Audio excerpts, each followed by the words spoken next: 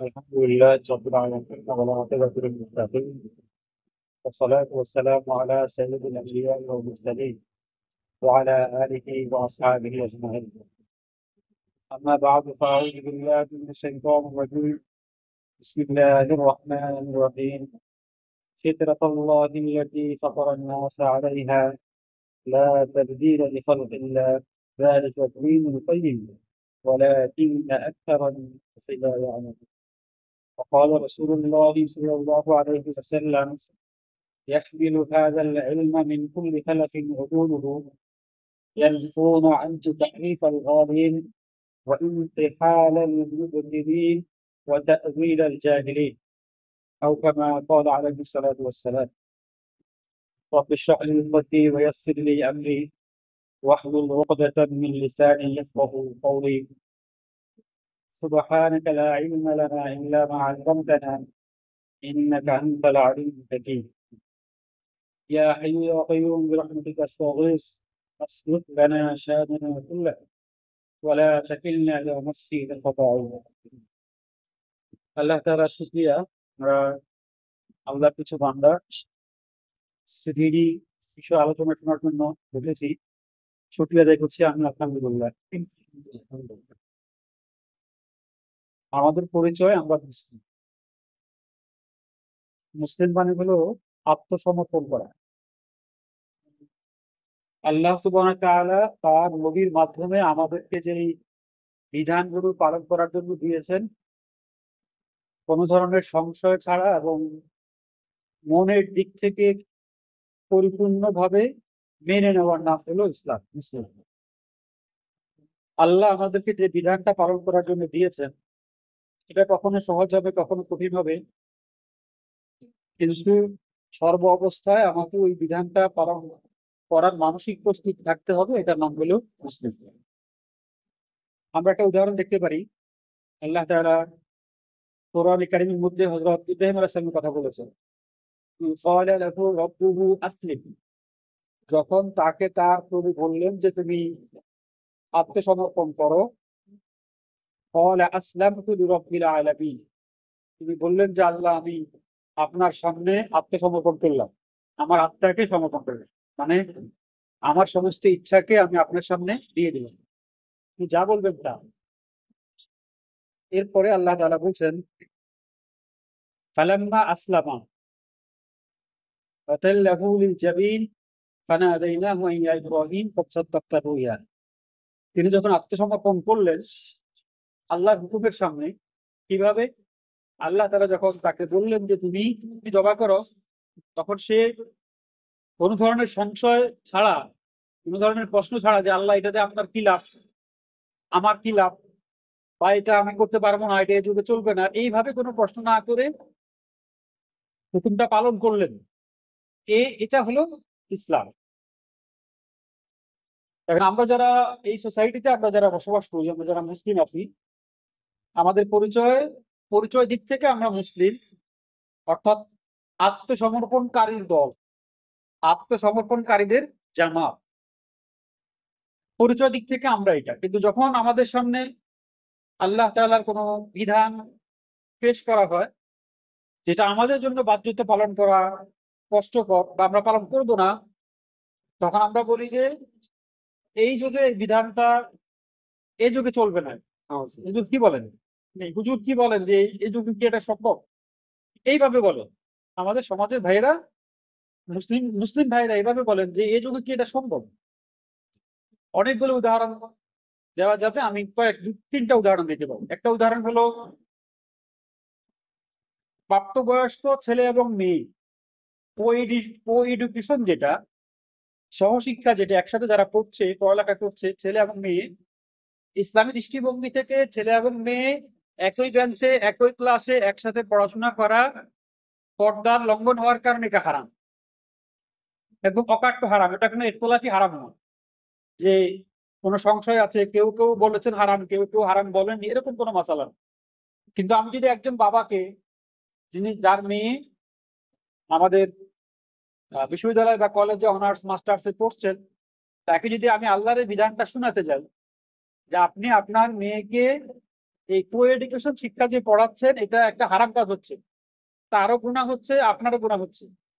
তাকে যদি আমি এই কথাটা, তাকে এই জ্ঞানটা তাকে আমি যদি দিতে যাই, তাহলে তার প্রতিক্রিয়াটা কেমন হবে? প্রতিক্রিয়াটা এমন হবে যে এটা হুজুর আমাকে পিছাই নিয়ে যেতে চায়, এই যুগে হুজুর কি বলে? এটা তো অসম্ভব একটা বিষয়। তাহলে আল্লাহর বিধান বলছে এটা হারাম, কিন্তু আমাদের মুসলিম সোসাইটি ভাবছে যে এটা আমরা এই যুগে মানতে পারবো না, এটা অসম্ভব। ঠিক আরেকটা কথা বলি, ধরেন বর্তমান যেই আমাদের পুরো রাষ্ট্রের যেই সুদ ভিত্তিক যে সমাজ ব্যবস্থা গড়ে উঠেছে, একেবারে পান দোকানদার থেকে শুরু করে ইন্ডাস্ট্রি পর্যন্ত প্রত্যেকে কোনো না কোনো ভাবে সুদের সাথে জড়িয়ে গেছে। এখন আমি যদি বলি, ধরেন একজন ব্যাংক থেকে 20 লাখ টাকা লোন করে একটা প্রতিষ্ঠান করেছে, মানে এই প্রতিষ্ঠানের যে আয় হয়, এই আয় দিয়ে তার মায়ের ওষুধ চলে, বাবার চিকিৎসা চলে, তার ছেলে মাদ্রাসায় পড়ে, কথার কথা হেফখানায় পড়ে, তার পারিবারিক আরো খরচ এই প্রতিষ্ঠান দিয়ে চলে। এখন এখানে আল্লাহর বিধান কি? যে লোন করে যে প্রতিষ্ঠানটা করা হলো, এক্ষেত্রে আল্লাহর বিধান কি এমন যে সুদটা হারাম হয়ে যাবে, হালাল হয়ে যাবে? সুদ তো হারাম। এখন আমি যদি একজন দায়ী হই, আমি যদি আল্লাহর কালামের বাহক হই, বা আল্লাহ রসুলের সুন্নার বিধানের আমি যদি বাহক হই, তাহলে আমার এজ এ মুসলিম হিসাবে আমার দায়িত্ব তাকে এই কথা বলা যে ভাই এটা তো হারাম। এখন আমি যদি তাকে বলি এটা হারাম, তাহলে প্রতিক্রিয়াটা কি হবে? বিপরীত দিক থেকে চিন্তা করেন, প্রতিক্রিয়াটা কি হবে? যে হুজুর আমাকে পিছাইয়ে নিয়ে যেতে চায়, এই যুগে এটা মানা সম্ভব না। যদি সুদ হারাম হয়, তাহলে এই যুগে আমরা কেউ চলতে পারবো না, দোকানপাট চলবে না, ব্যবসা বাণিজ্য চলবে না, ইন্ডাস্ট্রি চলবে, কোন সবকিছু বন্ধ হয়ে যাবে। তাহলে সবকিছু বন্ধ হয়ে যাবে হুজুরের ফতুয়া মানলে। আমরা কি সমাজের দৃষ্টিভঙ্গিটা কি? যে হুজুরের ফতুয়া মানে হুজুরের কথা মানা যাবে না, আল্লাহর বিধান মানা যাবে না, মানলে আমরা সবাই না খেয়ে মরে যাবো, অনেকটা এরকম। তাহলে একদিকে আল্লাহর বিধান, আরেকদিকে আমরা যারা আত্মসমর্পণ করেছি বলে মুসলিম হয়েছি তাদের বক্তব্য। আরেকটা বিষয় দেখেন, এটা ইদানিং খুব চলছে যে অনেক মানুষ তার স্ত্রীকে 3 তালাক দিয়ে দেয়। তালাকের নিয়ম কি এটা সে জানে না, ফলে স্ত্রীকে সে 3 তালাক দিয়ে দেয়। 3 তালাক দিয়ে দেওয়ার পর যখন এই মাসালা কোনো দারুল ইফতায় পেশ করা হয়, তখন দারুল ইফতা বিস্তারিত শুনে যে কি কি ঘটেছে, শোনার পর যখন কিতাবের আলোকে, হাদিসের আলোকে, কোরআনের আলোকে যখন মাসালা এটা হয় যে এই স্ত্রী তার জন্য হারাম হয়ে গেছে, তখন তাকে বলে দেওয়া হয় যে আপনার স্ত্রী হারাম, এই স্ত্রীকে আপনি রাখতে পারবেন না, কারণ তালাক হয়ে গেছে।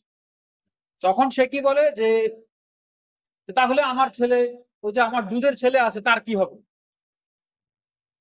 তখন সে বলে যে না হুজুর, একটু দেখেন না হুজুর, কিছু করা যায় কিনা, আমি মানতে পারছি না, মানা সম্ভব না।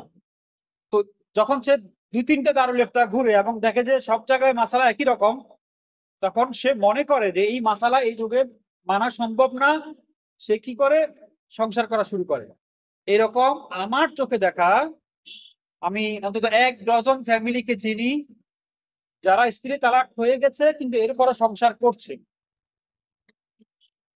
তাহলে একদিকে আমি 3টা হারামের বিষয় বললাম, একটা হলো পর্দার বিধানের কথা বললাম, আরেকটা হলো সুদের কথা বললাম, আরেকটা হলো যে তালাকের কথা বললাম, যেটা শরীয়ত সম্পূর্ণভাবে 3 তালাক দিলে তালাক হয়ে যায়, এটা আর স্ত্রী থাকে না। কিন্তু এরপরও সমাজের প্রতিক্রিয়া হলো যে এটা এ যুগে অচল। এ যুগে আমরা যদি শরীয়তের এই বিধানগুলো মানতে যাই, তাহলে আমার বিশ্ববিদ্যালয়গুলো বন্ধ হয়ে যাবে, আমাদের আমাদের এই ইন্ডাস্ট্রিয়াল যেই সেক্টর আছে এগুলো বন্ধ হয়ে যাবে। ঠিক পাশাপাশি আমাদের এই পারিবারিক সংকট, যেটা এখন আমার একজনের স্ত্রীকে তালাক দিয়েছে, তার একটা দুধের বাচ্চা আছে, এখন সে আসি বলে হুজুর আমার দুধের বাচ্চা আছে, এখন আমার স্ত্রীকে তালাক দিলে আমি কিভাবে কি করব? এখন কিভাবে কি করবে সমাধান তো ইসলাম থেকে নিতে হবে, সেটা সে নেয় না। তারা মনে করে যে এ যুগে ইসলামের বিধানগুলো অচল। আমি যে কথাটা বললাম, আমার কথার সাথে আপনারা একমত কি না? সমাজের অবস্থা এরকম কিনা? যখন কোনো বিধান তার কাছে মনে হয় যে এই বিধানটা আমি পালন করব না, তখন তিনি বলেন যে এটা এ যুগে, হুজুর এ যুগে এই কথা বলে তো হবে না।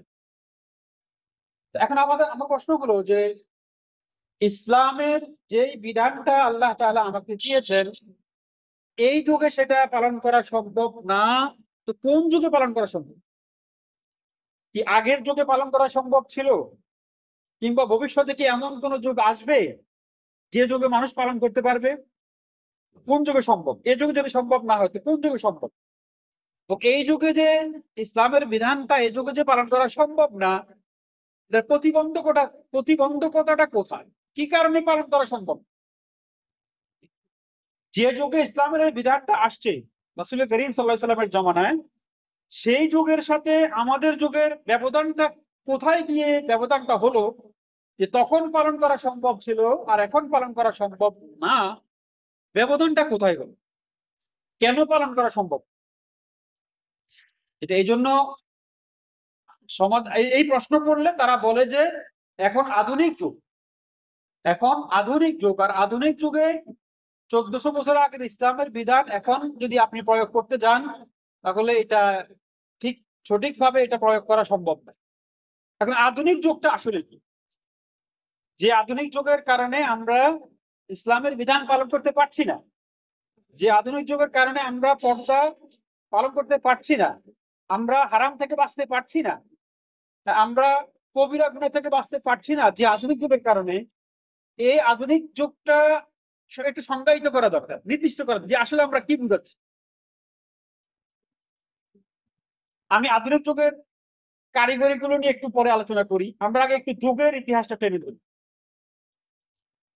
পৃথিবী যেদিন থেকে আল্লাহ সুবহানাহু ওয়া তাআলা পৃথিবী সৃষ্টি করেছেন, সেদিন থেকে আজকের পর্যন্ত যে জনসমষ্টি পৃথিবীতে আগমন করেছে, জনপদগুলো যে ছিল, কোরআনের একটা ভিউ আছে। একটা তো হলো আমাদের প্রত্নতত্ত্ববিদদের বা ঐতিহাসিকদের একটা ভিউ আছে, যে পৃথিবীর শুরু কোথায় হলো, কিভাবে হলো, আদি মানুষরা কেমন ছিল, তারা কি খেত, তাদের একটা ভিউ আছে। আর একটা ভিউ আছে কোরআন। কোরআন এটা ঐতিহাসিক গ্রন্থ না, তবে কোরআনের মধ্যে ঐতিহাসিক আলোচনা আছে। আমরা কোরআনিক দৃষ্টিভঙ্গি থেকে যদি দেখি, তাহলে আমরা দেখবো যে পৃথিবীর প্রথম মানুষ হলো আদম আলাইহিস সালাম। আল্লাহ তাআলা তাকে সৃষ্টি করেছেন, বিভিন্ন প্রেক্ষাপট পার হয়ে তিনি পৃথিবীতে আগমন করেছেন। তার থেকে ধীরে ধীরে ধীরে ধীরে মানব সভ্যতার বিকাশ। আজকে আমি আপনি, আমাদের শুরু হলো আদম আলাইহিস সালাম। তো মানব সভ্যতার যে বিকাশ হয়ে আজকে আমাদের এই 2021 সাল পর্যন্ত যে আমরা এসেছি, পৃথিবীর প্রথম মানুষ থেকে শুরু করে আজকের আমি পর্যন্ত এবং কিয়ামত পর্যন্ত যত মানুষ আসবে, সমস্ত মানুষের সৃষ্টিগত মননশীলতা এবং দৈহিক যেই প্যাটার্ন, এটা এক। আমি বলিনি, কোরআনে বলেছে। এখানে কোনো পরিবর্তন ঘটেনি। মানুষ লম্বা হয়েছে, বাটি হয়েছে, কিন্তু মানুষের হায়াত ছিল বেশি, এখন কমেছে, নানান দিকে পরিবর্তন হয়েছে, কিন্তু ফিতরাত যেটা, স্বভাবগত স্বভাব যেটা, এখানে কোনো পরিবর্তন ঘটেনি। আমার কথাটা বুঝেছেন? স্বভাবগত সৃষ্টিগত যে স্বভাবটা, ওখানে কোনো পরিবর্তন আদম আলাইহিস সালাম থেকে এখন পর্যন্ত ঘটেনি। আল্লাহ তাআলা বলছেন, আউযু বিল্লাহি মিনাশ শাইতানির রাজীম, কোরআনের বক্তব্য এটা, ফিতরাতাল্লাহিল্লাতী ফাতারান নাস আলাইহা লা তাবদীলা লিখালকিল্লাহ। আল্লাহর দেওয়া নির্দিষ্ট একটা বিধিবদ্ধ স্বভাব, যেটা দিয়ে আল্লাহ মানুষকে সৃষ্টি করেছেন, লা তাবদীলা লিখালকিল্লাহ। পৃথিবীর প্রথম মানুষ থেকে এখন পর্যন্ত কোন মানুষের মধ্যে আল্লাহর দেওয়া এই ফিতরাতের মধ্যে কোনো পরিবর্তন ঘটেনি। এই কথাটা কেন জানা জরুরি? এই জন্য জানা জরুরি যে ইসলামের আগমন মুহাম্মদ সাল্লাল্লাহু আলাইহি সাল্লাম থেকে শুরু হয়নি, এটা শুরু হয়েছে আদম আলাইহিস সালাম থেকে শুরু। তো আদম আলাইহিস সালাম থেকে যে ইসলামের শুরু হয়েছে, সেই ইসলাম তো কোনো পশু পাখির উপরে অ্যাপ্লাই হয় নাই, অ্যাপ্লাই হচ্ছে জনসমষ্টির উপরে, জনগণের উপরে। আদম আলাইহিস সালাম থেকে যে ইসলাম এ পর্যন্ত আসছে, আদম আলাইহিস সালাম থেকে যে মানুষগুলো এ পর্যন্ত আসছে, প্রথম যে মানুষটা পৃথিবীতে আসছে, যাকে ইসলামের বিধান দেওয়া হয়েছে, সে মানুষটা যদি পালন করা সম্ভব হয়, তো মানুষের মধ্যে যেহেতু কোনো পরিবর্তন ঘটেনি, সুতরাং আজকের মানুষের জন্য সেই ইসলাম পালন করা সম্ভব। বুঝতে পেরেছেন কথাটা? সিলসিলাগতভাবে মানুষ যে বিকাশ হয়ে এখানে আসছে, আদি মানুষ যারা, তাদের ব্যাপারে আমাদের ধারণা কি? কোরআনের ভিউ হলো পৃথিবীতে যত নবী আগমন করেছে সমস্ত নবীরা তাদের কওমের কাছে গিয়ে কওমের ভাষায় তাদেরকে তাওহীদের দাওয়াত দিয়েছে। তার মানে হলো নবীদের সমাজ নবীদের কথা বুঝতো, নবীদের কথা তারা বুঝতো এবং তারা প্রতিক্রিয়া দেখাতো যে ক্বালু ইয়া শুআইব আসসালাতুকা তা'মুরুকা আন না'বুদা মা ইয়া'বুদু আবাউনা।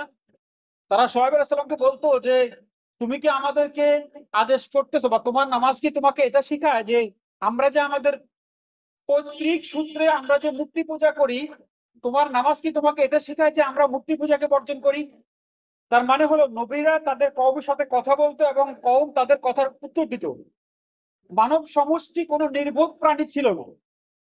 আমাদের ঐতিহাসিক যে বইগুলো আমরা পড়ি, আমরা যে জুলজি বা বিভিন্ন যে প্রাণীবিদ্যা পড়ি, সেখানে মানুষের ইতিহাস দেখানো হয় এভাবে যে মানুষ জঙ্গলে বসবাস করত এবং মানুষ এক ধরনের পশুর মতো ছিল না, এটা মিথ্যা। মানুষের আজকে যে কাঠামো আছে মানুষ এই কাঠামোতেই ছিল।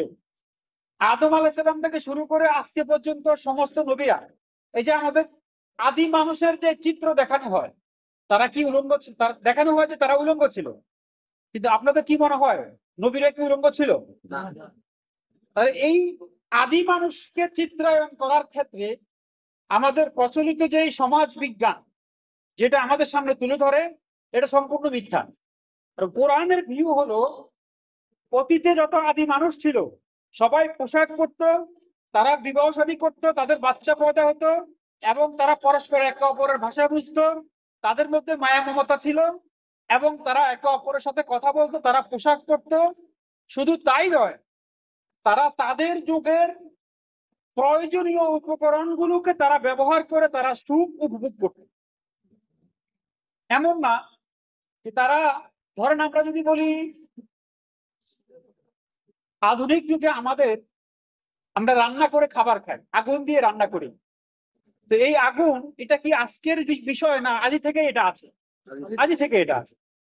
আমরা যদি বলি যে জাহাজ শিল্প যেটা এখন সমুদ্রে চলে, তা অনেক উন্নত হয়েছে, 10 তলা 20 তলা জাহাজ এখন চলছে। কিন্তু এই জাহাজ, সমুদ্রে জাহাজ চলার এই নীতিটা আধুনিক নয়, বরং এটা ঠিক নূহ আলাইহিস সালামের সময় থেকে, তারও আগ থেকে সমুদ্রের মধ্যে জাহাজ চলমান ছিল। নূহ আলাইহিস সালাম কারিগরি বিদ্যার মধ্যে প্রশিক্ষক ছিলেন, তিনি নিজে আল্লাহর নির্দেশে জাহাজ তৈরি করেছেন। এভাবে সমস্ত নবীরা কৃষি কাজ করতেন, তারা জমিন থেকে খাদ্য উৎপাদন করতেন এবং ওই খাদ্য বেচা কিনা হতো, পরস্পর একে অপরকে লেনদেন করত। অর্থাৎ তাদের সময়ের যে জাগতিক উপকরণগুলো ছিল এগুলো সব তারা ব্যবহার করত। এমন না যে শুধু আমরাই ব্যবহার করি আর কেউ ব্যবহার করে, বরং তাদের সময়েও বাজার ছিল। এই জন্য নবীরা যখন দাওয়াত নিয়ে যেত, তো কওম তাদেরকে বলতো যে ওয়াকালু মা লি হাযার রাসূল ইয়াকুলু আত-তাআম ওয়া ইয়ামশি ফিল আসওয়াক। এই লোক কিভাবে রাসূল হয় যে বাজারে যায় এবং খাদ্য গ্রহণ করে? তার মানে আমরা যে বাজারে যাই এরকম না, আমাদের শপিং মল আছে তাদের শপিং মল ছিল না এরকম না, তাদেরও শপিং মল ছিল, তবে আমরা যে ক্যাটাগরি তৈরি করেছি এটা ছিল না, ভিন্ন রকম ছিল, কিন্তু সেটা ছিল। আমরা কোরআনে কারিমের মধ্যে, আমি আপনাদেরকে ঐতিহাসিক প্রেক্ষাপটটা বুঝাচ্ছি কেন। আধুনিক আধুনিকতা বলতে যেটা আমরা বুঝি, এটা যে আসলে কিছুই না, এটা যে আসলে মানে ফুলে ফাঁপিয়ে এটাকে অনেক বড় করে আমাদের মেধার মধ্যে পেশ করা হয়েছে, এটা যে আসলে কিছুই না, এটার জন্য আমি আপনাদেরকে একটু ইতিহাস টানতেছি। আমরা যদি দেখি যে আগের যুগে খাদ্য পানীয় ছিল, পোশাক ছিল, বাসস্থান, আমরা যে বাসস্থান এখন মাটি পুড়িয়ে ইট দিয়ে যে বাসস্থান তৈরি করি এটাকে আমরা বলি আধুনিক বাসস্থান। কিন্তু আল্লাহ তাআলা কোরআনে কারিমে আমাদেরকে জানিয়েছেন যে ইতিপূর্বে হাজারো হাজারো বছর পূর্বে এমন এমন কওম ছিল যারা পাথর কেটে পাথরের ভিতরে তারা ঘর নির্মাণ করত এবং যেখানকার পরিবেশটা ছিল এসি সমৃদ্ধ, মানে কোন ধরনের গরম লাগতো না ভিতরে, এরকম ছিল। তার মানে তাদের পানি ছিল, খাবার ছিল, পোশাক ছিল। তারা অনেক নবীর ব্যাপারে আছে নবীরা পোশাক সেলাই করতেন, পোশাক তৈরি করতেন, তাদের বাসস্থান ছিল, তাদের পরিচ্ছন্নতার সামগ্রীগুলো ছিল। এরপরে যোগাযোগ ব্যবস্থা ছিল, মাধ্যম ভিন্ন ছিল, ওট ছিল, ঘোড়া ছিল, বিভিন্ন রকম যোগাযোগ ব্যবস্থা ছিল। অর্থনৈতিক ব্যাপারগুলো সেখানেও ছিল, নবীরা ব্যবসা করতেন, আমরা সবাই জানি। তারপরে প্রয়োজনীয় বিনোদন, খেলাধুলা তখনও সেগুলো ছিল। আমরা গ্রিসের ইতিহাস যদি আমরা পড়ি, গ্রিসের ইতিহাস আমরা খুব ভালো করে জানি যে গ্রিসের ঐতিহাসিক যে মেসোপটেমিয়া যে অঞ্চল, সেই অঞ্চলে নানা ধরনের খেলার আয়োজন হতো এবং সেখানে খেলার ধরন বিভিন্ন রকম ছিল, কিন্তু তার মানে এই নয় যে সেখানে এগুলো ছিল না, সবকিছু তখনই ছিল। আমরা যদি কোরআনে কারীম দেখি, সম্পদের কথা যদি আমরা বলি যে এখন পৃথিবীতে অনেক সম্পদ, আগে এগুলো ছিল না, ব্যাপারটা এরকম না।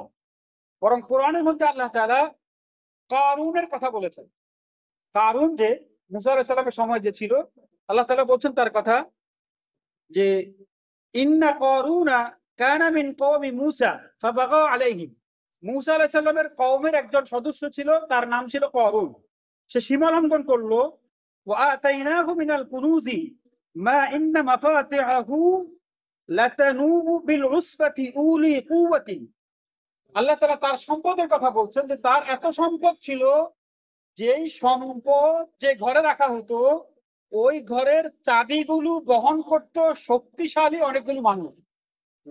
আমরা তো অনেক বিভিন্ন ঐতিহাসিক সূত্রে আমরা জানি যে 40,000 উট তার সম্পদের চাবি বহন করত।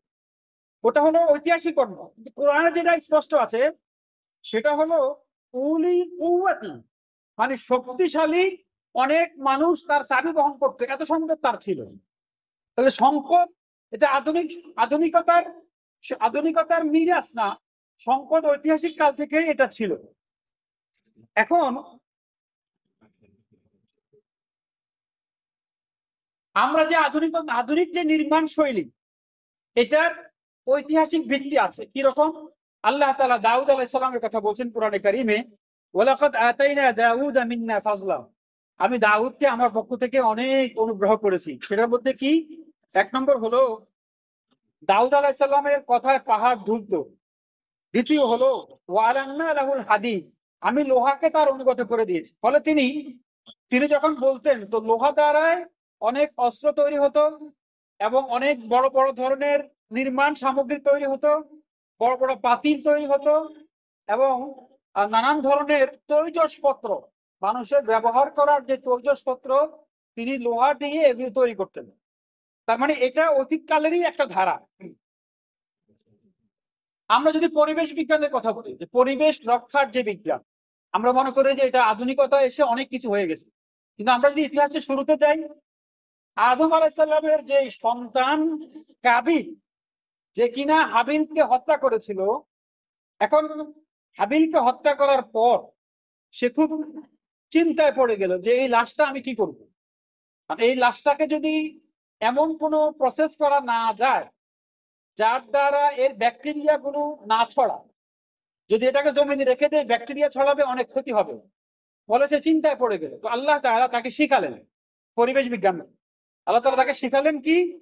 ফাবাসাহুল্লাহু গুরাবান ইয়াবাসু ফিল আরজি লিইউরিয়াহু কাইফা ইওয়ারি সাওয়াতা আখি। আল্লাহ তাআলা একটা কাক পাঠালেন, একটা মৃত কাক। একটা কাক আরেকটা কাককে মেরে ফেলেছে। তো এই যে কাকটা মেরেছে ওই কাকটা তার ঠোঁট দিয়ে একটা গর্ত করেছে, মাটির মধ্যে একটা গর্ত করেছে, করে ওই মৃত কাকটাকে মাটির মধ্যে দাফন করেছে। তো কাবিল যখন দেখলো যে একটা কাক আর একটা মৃত কাককে মাটির মধ্যে দাফন করেছে, তো তখন তার মাথায় এটা উদ্ভব হলো যে হ্যাঁ, আমিও আমার এই মৃত ভাইটাকে মাটির মধ্যে দাফন করতে পারি। এটা করলে কি হবে? পরিবেশ সুরক্ষা হবে। তাহলে পরিবেশ সুরক্ষা হওয়ার যে ব্যাপারটা, আমাদের যত ধরনের বর্জ্য তৈরি হয় যেগুলো ব্যাকটেরিয়া ছড়াতে পারে, এগুলো নিরাপদ হলো মাটির তলে যদি এগুলোকে দিয়ে দেওয়া হয়, তাহলে এগুলোতে যে ক্ষতি হওয়ার সম্ভাবনা ছিল সেটা আর হয় না। তাহলে এই যে শেখাটা, এটা কি আমরা শিখেছি নাকি আল্লাহ তাআলা কোন এক মাধ্যমে আমাদের শিখিয়েছেন? আমরা শিখিয়েছি। এবার একটু আমরা দেখি, তাহলে খাদ্য সেটা ছিল, পোশাক ছিল, ঘর নির্মাণ ছিল, যাতায়াত ব্যবস্থা সেটাও ছিল, শিক্ষা দীক্ষা সেটাও ছিল, তারপর পরিবেশ বিজ্ঞান সেটাও ছিল, এরপর অস্ত্র তৈরি করা, তারপর হলো তৈজসপত্র তৈরি করা সেটাও ছিল বিগত যুগে ছিল, তবে সেটার প্রক্রিয়া ভিন্ন ছিল। তো এখন আধুনিক যুগে এসে কি হয়েছে, এটা হলো যুগের পরিক্রমায় এটা উন্নত হতে হতে হতে হতে এখন এসে এটা একটু আরেকটু উন্নত হয়েছে, কিন্তু মানুষের যে প্রয়োজনীয়তা সেটা কখনো শেষ হয়ে যায়নি। মানুষের প্রয়োজনীয়তা বলতে আমি বুঝাচ্ছি হলো যে আগে আমরা ঘরে টাকা রাখতাম, এখন টাকা রাখি ব্যাংকে। তাহলে টাকা আগে ঘরে ছিল, এখন ব্যাংকে গেছে। কিছুদিন আগে ব্যাংকে আমরা চেক দিয়ে সিরিয়াল ধরে টাকা তুলতাম, এখন একটা মেশিন আসছে, এটার ভিতরে টাকা কার্ড পাঁচ বললে একটা কোড দিলে মেশিন থেকে আমাকে টাকা দেয়।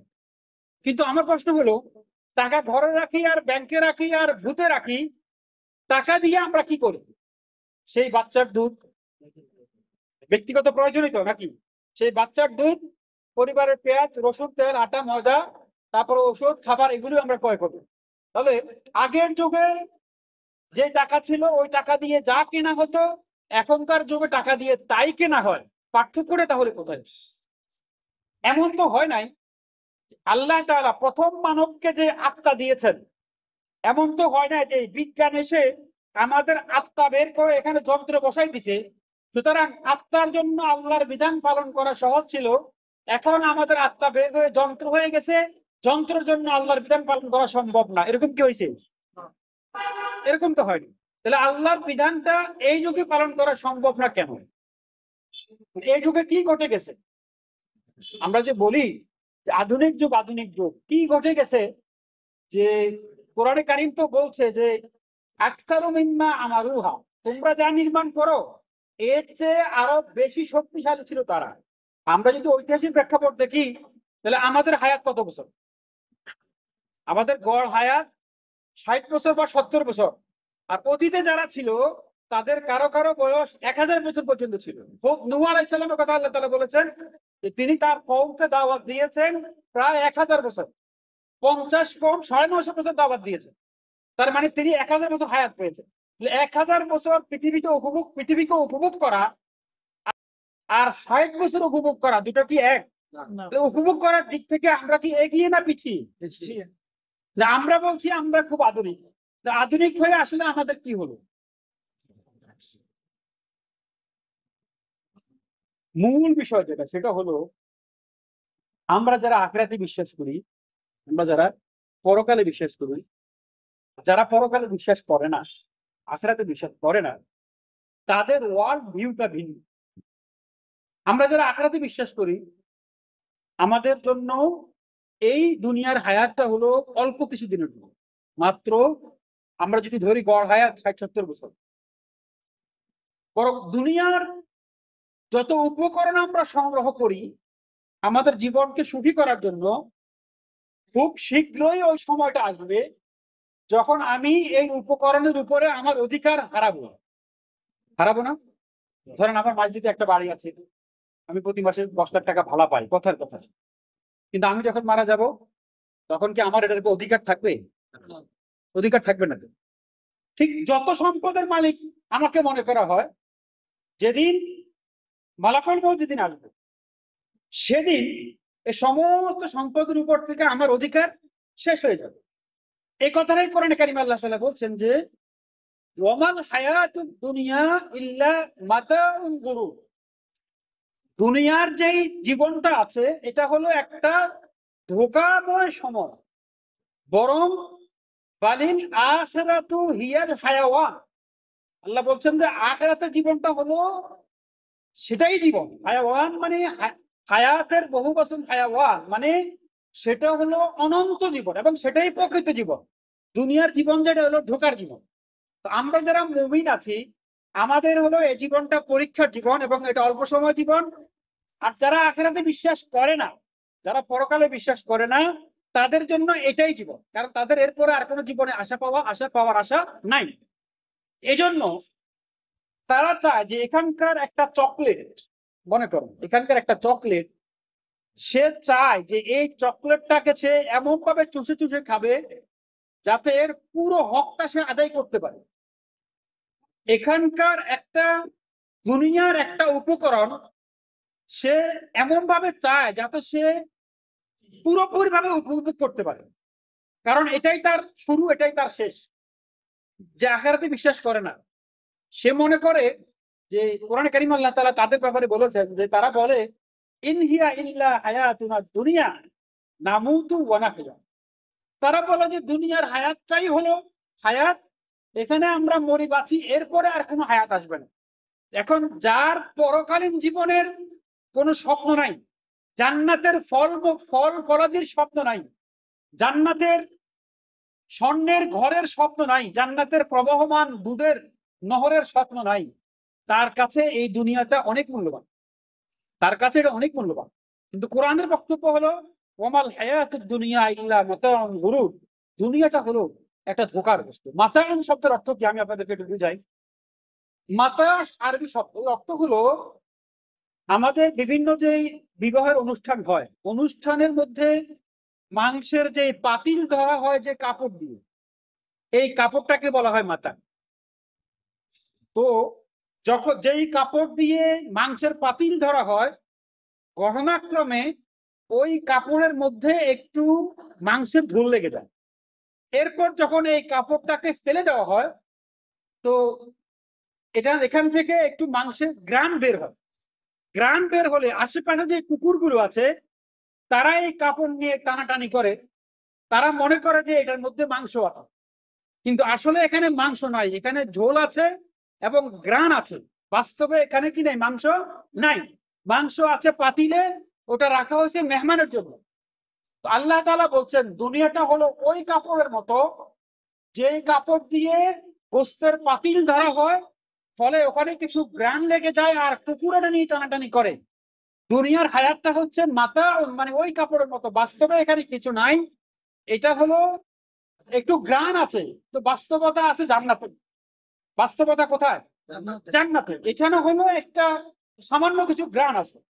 তো আল্লাহ তাআলা বলছেন যে তোমরা এর পিছনে ওই অবুঝ কুকুরের মতো তোমরা এটার পিছনে দৌড়াইও না, বরং কিছুদিন কষ্ট করে আসো, আসলে পরে আমি তোমাদের জন্য এক বিরাট নেয়ামত আমি তোমাদের জন্য রেডি করে রেখেছি। তো এখন এই যে আধুনিকতা, যে কত প্রসঙ্গটা বললাম, যে আধুনিকতাটা আসলে কি? আধুনিকতা হলো যার কাছে পরকাল নাই, সে এই দুনিয়াটাকে উন্নতি করতে করতে, উপকরণগত উন্নতি করতে করতে আমাদের চোখের সামনে এটাকে দেখাচ্ছে যে তোমার এই জিনিসগুলো লাগবে। এটা হলো, এটাকে বলা হয় মার্কেটিং। মার্কেটিংটা কি?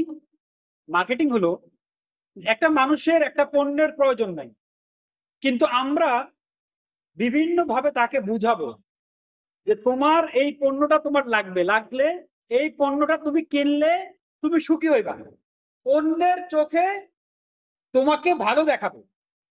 মানুষের মধ্যে এই প্রবৃত্তিটা আছে যে সে অন্যের চোখে নিজেকে ভালো করে দেখাতে চায়। তো কোম্পানি পণ্য তৈরি করে অধিক লাভবান হওয়ার জন্য বিভিন্ন মাধ্যমে আমাকে বোঝায় যে তোমাকে এই পণ্যগুলো কিনতে হবে। মানুষের বেঁচে থাকার জন্য আসলে 3 ধরনের কন্ডিশন, 6 ধরনের শ্যাম্পু লাগে না, কিন্তু কোম্পানি বুঝায় তোমাকে যদি স্মার্ট হতে হয়, আধুনিক হতে হয়, তাহলে 3 ধরনের কন্ডিশন, 6 ধরনের শ্যাম্পু, 8 ধরনের ব্রাশ, 10 ধরনের পণ্য তোমার এগুলো লাগবে। এটা হলো কৃত্রিম ক্ষুধা। কৃত্রিম ক্ষুধা। এই যে বিশাল বাজার আমরা দেখি, এই যে বিশাল বাজার আমরা দেখি, এই বিশাল বাজারে কি আছে? এমন কিছু নাই যে যেটা না হলে আমার মৃত্যু হবে, এমন না। কিন্তু এখানে যে এই বিশাল বাজার কিন্তু এরকম না যে এই বিশাল বাজার যদি না থাকে তাহলে আমি মরে যাব, এরকম এরকম না। এখানে কি আছে? মনে করেন পোশাক আছে। তো পোশাক, একটা মানুষের প্রতি বছর কতটুকু পোশাক লাগে? একটা মানুষের কত টাকা দামের জুতা জুতা লাগে? জুতা কেন মানুষ পরে? তার পাওকে নিরাপদ রাখার জন্যই তো। যদি আমি এটা বুঝি যে আমার পাও নিরাপদ রাখার জন্য আমার একটা জুতা দরকার, তাহলে ওটা আমার 100 টাকা দিয়ে কিনলে হয়। 100 টাকার জুতা আমার 6 মাস চলে যায়। কিন্তু আমাকে যদি বিজ্ঞাপনওয়ালা বুঝায় যে তোমার এমন একটা জুতা লাগবে যেটা অন্যের চোখে খুব ভালো দেখাবে, তাহলে আমার 5,000 টাকা লাগবে, 5,000 টাকার জুতা লাগছে। আর এই 5,000 টাকার জুতা কেনার জন্য টাকাটা যে আমি উপার্জন করব, টাকা উপার্জন করার জন্য তো আমার সময় ব্যয় করতে হবে, তাই না? তো টাকা উপার্জন করার জন্য আমি যখন সময় ব্যয়ের পিছনে লেগে যাব, তখন যখন ইমাম সাহেব এসে আমাকে বলবে যে ভাই আসেন নামাজ পড়ি, তখন আমি বলবো যে এই যুগে নামাজ পড়লে তো আমার পড়া সম্ভব না। আমি কি আমার প্রথম কথাটা আবার ঘুরে আনতে পেরেছি? যে যখন আমি কৃত্রিম চাহিদা তৈরি হবে যে আমার 100 টাকার দামের গজের কাপড় হলে আমার চলবে না, আমার কাপড় লাগবে 2,000 টাকা গজের। হ্যাঁ, আমার বাচ্চার যে পোশাকটা সেটা খুব স্বাভাবিক হলে এটা হবে না, খুব বিদেশি ব্র্যান্ডেড জামা লাগবে, যে জামাটা পরলে রাস্তা দিয়ে হেঁটে গেলে মানুষ বলবে যে বাচ্চাটা কার, অনেক সুন্দর জামা। এই যে কৃত্রিম যে বিষয়টা, এটা কিন্তু আমার প্রয়োজন না, এটা আমাকে সৃষ্টি করা হয়েছে। এখন আমার জুতা, আমার পোশাক, আমার চশমা, আমার ঘড়ি, আমার মোবাইল, আমার চুলের কন্ডিশনার, তারপর হলো আমার এই বাসার এসি, আমার আরো আরো আরো আরো আরো হাজার উপকরণ যেগুলো আমার প্রয়োজন ছিল না, সেগুলো উপার্জন করার জন্যই তো আমি আমার মেয়েকে কলেজে পড়াচ্ছি সহশিক্ষায়, যাতে আমার মেয়ে কলেজে সহশিক্ষায় পড়ে সে এই কৃত্রিম প্রয়োজনগুলো পূরণ করার জন্য যে টাকার প্রয়োজন হয়, সে টাকাটা উপার্জন করতে পারে। এখন যখন কোনো আলেম এসে আমাকে বললো যে ভাই এটা তো হারাম, তখন আমি বললাম যে এই যুগে এই মাসালা পালন করা সম্ভব। যেটাকে আমরা বলছি আধুনিক যুগ, এটা হলো কিছু কর্পোরেট মানুষের, যারা আখিরাতে বিশ্বাস করেন না, যারা পরকালে বিশ্বাস করে না, তাদের অর্থনৈতিক পুঁজিবাদী ইন্ডাস্ট্রিয়াল মার্কেটিং প্রোপাগান্ডার মধ্যে আমরা জালে আবদ্ধ হয়ে গেছি। শুধু আমি আপনাদের কথা বলছি না, আমি আমার ফ্যামিলি, আমরা সবাই পুরো মুসলিম উম্মাহ এমন একটা জালে আমরা আটকা পড়েছি যে আমার আমার অপ্রয়োজনীয় প্রয়োজন পূরণ করার জন্য, অপ্রয়োজনীয় প্রয়োজন পূরণ করার জন্য আমি নামাজ পড়তে পারি না, অপ্রয়োজনীয় প্রয়োজন পূরণ করার জন্য আমি সুদের উপরে ব্যবসা করে চালাচ্ছি, অপ্রয়োজনীয় পূরণ করার জন্য জেনাবা বিচারে জড়াচ্ছে, অপ্রয়োজনীয় প্রয়োজন পূরণ করার জন্য ইসলামের হাজারো বিধান আমাদের জন্য পালন করা সম্ভব হচ্ছে না। কারণ এই অপ্রয়োজনীয় প্রয়োজন আমাকে প্রয়োজন করে দেখাইছে কে? আধুনিক যুগ। কে দেখাইছে? আধুনিক যুগ। ওয়াল্লাহি, আল্লাহ তাআলা বলছেন, ইয়া আইয়ুহাল ইনসানু ইন্না ওয়া'দাল্লাহি হাক্কুন।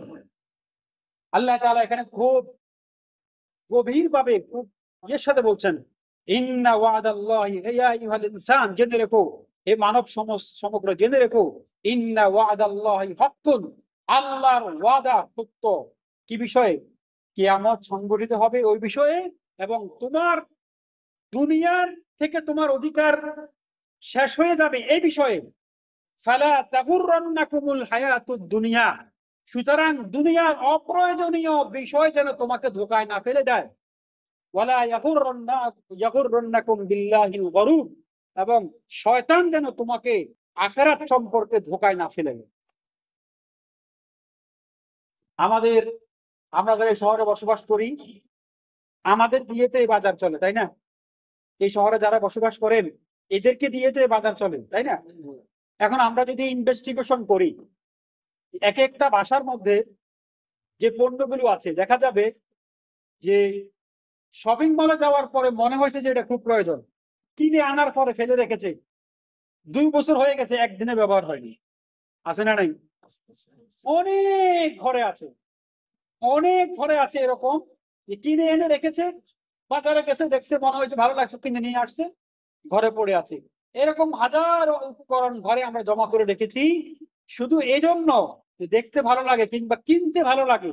উস্কে দিছে আমাকে, মার্কেটিং কোম্পানি আমাকে উস্কে দিছে, উস্কে দিয়ে আমাকে কিনে, আমার দ্বারা কিনে এনেছে। এখন আমি যে এগুলো কিনে এনে এখানে জমা করেছি, সেটার পিছনে তো আমাকে উপার্জন করা লাগছে, তাই না? উপার্জন করার জন্য আমি যে রাত জেগেছি, আমি যে দিনকে শেষ করেছি, আমার উপরে যে আল্লাহর অসংখ্য বিধান ছিল সেগুলি যে আমি লঙ্ঘন করেছি, আমি এর কি জবাব দেবো? এই সমাজ এর কি জবাব দেবে? মানুষ আমাদের বিজ্ঞান বুঝায় যে হুজুর দেখেন আমাদের চিকিৎসা বিজ্ঞান কত উন্নত হয়েছে, চিকিৎসা বিজ্ঞান অনেক উন্নত হয়েছে, কিন্তু রিপোর্ট পড়ে দেখেন যে এই চিকিৎসা, আধুনিক চিকিৎসা বিজ্ঞান আসার আগে মানুষের যে বাচ্চা ডেলিভারি হতো, শতকরা কত পার্সেন্ট বাচ্চা সিজার ছাড়া এমনি ডেলিভারি হতো, আর এখন কত পার্সেন্ট বাচ্চা সিজার ডেলিভারি হয়? আমি অবস্থার আপনারা দেখেন যে উন্নতিটা কিভাবে হলো। আচ্ছা, এই যে চিকিৎসা পদ্ধতিটা আমাদের নেওয়ার প্রয়োজন হচ্ছে কেন? এটা নেওয়ার প্রয়োজন হচ্ছে এই জন্য যে আমরা ইসলামের যে লাইফ স্টাইল ছিল, ইসলামের একটা লাইফ স্টাইল আছে, জানেন কিনা আপনারা? ইসলামের যে লাইফ স্টাইল ছিল, আমরা যেহেতু ওই লাইফ স্টাইল ছেড়ে দিয়েছি, সেজন্য আমাদের এই হাসপাতাল নির্ভর জিন্দেগি গড়ে উঠেছে। ইসলামের লাইফ স্টাইল কি? ইসলামের লাইফ স্টাইল হলো ফজরটা মসজিদে জামাতে পড়তে হবে, এরপর ফজরের পরের যে আবহাওয়াটা পাওয়া যায়, এই আবহাওয়াটা যদি আপনি গ্রহণ করেন এবং সূর্য উঠলে যে ভিটামিনটা শরীরে নেয় ওটা যদি আপনি নেন, এরপর যদি আপনি কায়িক শ্রম দেন, তারপর খাবার হজম হওয়ার পরে যদি আপনি খাবার খান, মানে একটা খাবার আপনি খেয়েছেন, খাওয়ার পরে ওই খাবারটা হজম হওয়ার পরে যদি আবার খান, এটা হবে বিষ। আর যদি খাবার হজম হওয়ার পরে আপনি খান, তাহলে এটা আপনার শরীরে ওষুধের মতো কাজ করবে।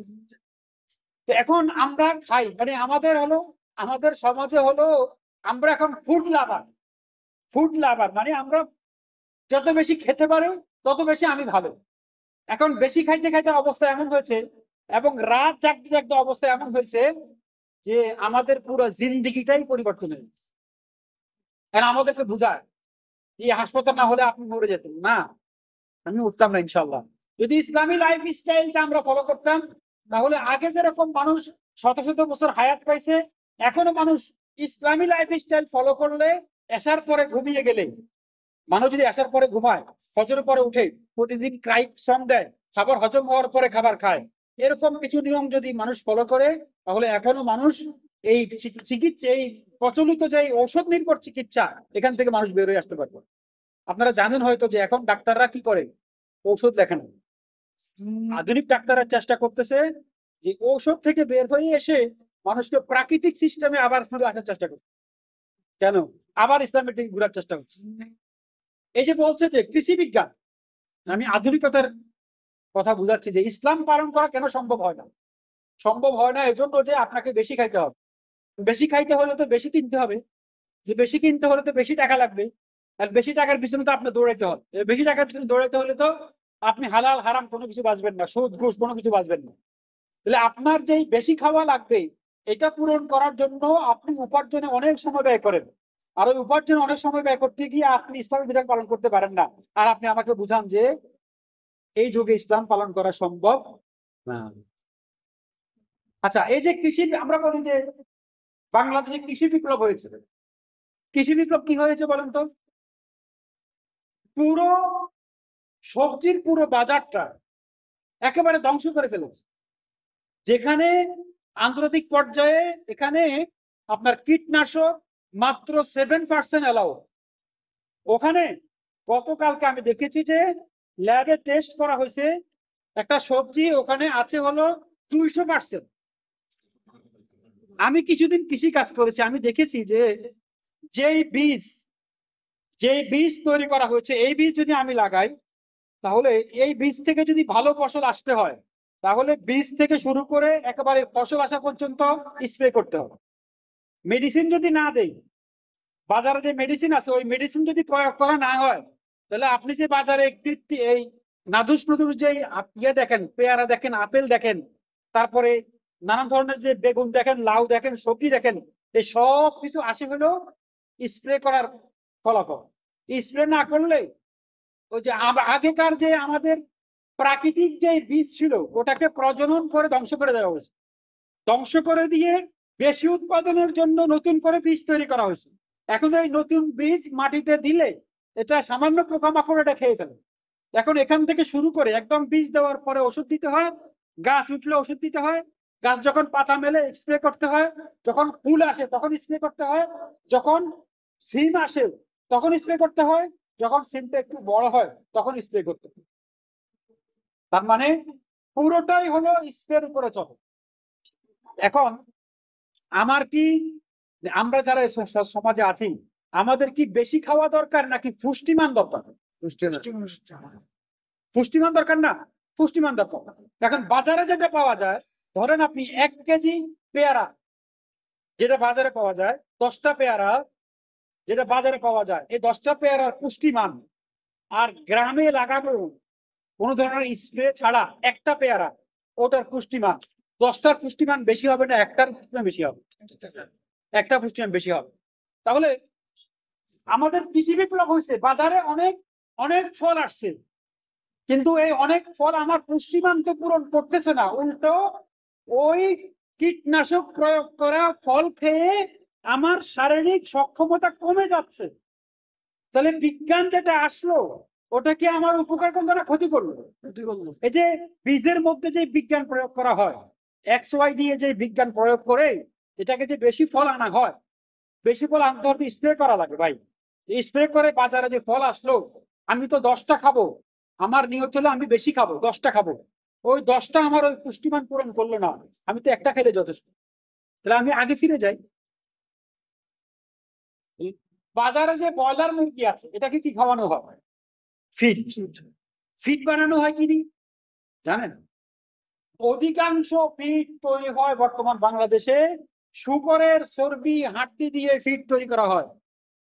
ওই ফিড খেয়ে ব্রয়লার মুরগি তৈরি হয়, ওই ব্রয়লার মুরগি বাজারে আসে, ওটা আমরা খাই।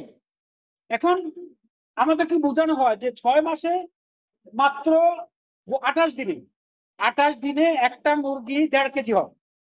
তাহলে বিজ্ঞানের কারণেই তো এটা হয়েছে। কিন্তু ভাই, যেটা খাবাই আপনি এটাকে 28 দিনে 1.5 কেজি করেছেন, ওটা খেলে কি আমার শরীরের পুষ্টিমান বাড়বে না কমবে? আমার অবস্থাটা কি হবে? আর যেটা প্রাকৃতিক ভাবে তৈরি হয়ে আসে 6 মাসে আসুক, সমস্যা কি? তুমি ওটা খাবো। এখন আমি যদি আপনাদেরকে বুঝাতে চাই যে যখন ইসলামী শরীয়ত বিধানগুলো পালন করার কথা বলা হয়, তখন বলা হয় যে হুজুর এই দুটো পালন করা সম্ভব না। কেন? ওই যে আমাদের বেশি জিনিস লাগবে, বেশি জিনিস লাগবে, অনেক উন্নত জিনিস লাগবে, তো এগুলো করতে করতে, এগুলোর পিছনে দৌড়াইতে দৌড়াইতে হায়াত আমার শেষ হয়ে গেল, কিন্তু শরীয়তের বিধান আমরা পালন করতে পারলাম না। আমি আমরা যদি চিন্তা করি যে আজকের আধুনিক যুগে যে বিষয়গুলোকে আধুনিক বলা হয়, 100 বছর পরে এগুলো কি হবে? মানে ধরেন আমেরিকায় যে সবচেয়ে বড় যে বিল্ডিংটা, আমেরিকার সবচেয়ে বড় যে প্রযুক্তিগুলো, আমেরিকার সবচেয়ে বড় যে বিমানগুলো যেগুলো দিয়ে তারা মানুষ মারে, যে সবচেয়ে বড় বড় প্রযুক্তিগুলো 100 বছর পরে এগুলো থাকবে? থাকবে না। তার মানে হলো, কিন্তু আল্লাহ তাআলা আমাদেরকে জান্নাতে যে জীবন দান করবেন, এটা কখনো কি হবে না? শেষ হবে না, কখনো শেষ হবে না। কাজে এই সমাজের আমাদের আমাদের ওয়ার্ল্ড ভিউটা পরিবর্তন করতে হবে, যে আমরা যে কৃত্রিম চাহিদার পিছনে দৌড়াচ্ছি এবং এগুলোর পিছনে দৌড়ানোর কারণে শরীয়ত মানতে পারছি না, আল্লাহর দ্বীন পালন করতে পারছি না, এগুলো কিছুই না। এটা বুঝাইতে হবে যে এগুলো কিছুই না। একজন এসে আমাকে বলে যে আমার ছেলে অমুক জায়গায় থাকে, আমেরিকায় থাকে, এত টাকা মাসে ইনকাম করে, তো এগুলো আসলে আমার কাছে কোরআনের সামনে যদি এগুলো, এই কথাগুলোকে পেশ করা হয়, তো এগুলো কি কোনো মূল্য আছে? কোনো মূল্য নাই। আল্লাহ তাআলা কি বলছেন, যে আল্লাহর কাছে যদি এই পৃথিবীর মূল্য একটা মাসির ঢানার পরিমাণে হতো, তো আল্লাহ পৃথিবীর কোনো কাফেরকে 1 ফোঁটা পানিও খাওয়াইতেন। এই পৃথিবীটা কি? এই পৃথিবীর কোনো প্রযুক্তি, কোনো কিছুই এমন না যেটা আখিরাতের তুলনায় কোনো মূল্যবান হতে পারে। আপনি যদি মূল্যমান ঠিক করেন, তাহলে কোরআনে হাদিসের মধ্যে আল্লাহ রাসূল সাল্লাল্লাহু আলাইহি ওয়াসাল্লাম বলছেন, রাকাতানি মিনাল ফাজরি খায়রুম মিনাদ দুনিয়া ওয়া মা ফিহা। ফজরের 2 রাকাত নামাজ দুনিয়ার যা কিছু আছে সবচেয়ে শ্রেষ্ঠ। তাহলে আপনার মন খারাপ করার কোনো কারণ নাই যে একজন সে হালাল হারাম না বেছে 10 তলা বাড়ি করে ফেলেছে, আর আমি তো কিছুই করতে পারিনি না। আপনি যে ফজরের জামাতে মসজিদে এসেছেন, ইমামের পিছনে দাঁড়িয়ে 2 রাকাত নামাজ পড়েছেন, এটা যদি আল্লাহ কবুল করে থাকেন, তো আপনার এই 2 রাকাত নামাজ তার ওই 10 তলা 20 তলা বাড়ি গাড়ি যা কিছু আছে, বরং পুরো দুনিয়ার যা কিছু আছে সব কিছুর চেয়ে শ্রেষ্ঠ। তা আপনি মনকে কি করার দরকার নাই, মনকে ছোট করার দরকার নাই। আল্লাহ শেষ কথা বলে শেষ করছি। আল্লাহ তাআলা আল্লাহ রাসূলকে বলছেন যে ফালা তাগুররান্নাকুম ফালা ফালা ইয়াগরুরকা তাকাল্লুবুহুম ফিল বিলাদ। নগরীর এই আধিক্যতা, নগরীর এই আধুনিকতা, নগরীর এই চাকচিক্য যেন আপনাকে আখিরাত সম্পর্কে ধোঁকায় না ফেলে দেয়। আমরা মনে হয় আমাদের এই সমাজ আধুনিক চাকচিক্যের ধোঁকায় পড়ে শরীয়ত পালন করতে পারছে না। এদেরকে আমরা এখান থেকে যদি বের করে আনতে পারি, আশা করা যায় আল্লাহ তাআলার দিন সবার জন্য পালন করা সহজ হবে, এবং সবাই যদি বুঝতে পারে তাদের জন্য তখন দিন পালন করা সহজ হবে। আল্লাহ আমাদেরকে বুঝার তৌফিক দান করুন। তো আখির দাওয়ানা আলহামদুলিল্লাহি রাব্বিল আলামিন। যে কথাগুলো বললাম যদি কোনো ভুল কথা বলে থাকি, আল্লাহ আমাদেরকে মাফ করে দেন, আর যে ভালো কথাগুলো বলছি আল্লাহ এই কথাগুলো কবুল করেন। তো আখির দাওয়ানা।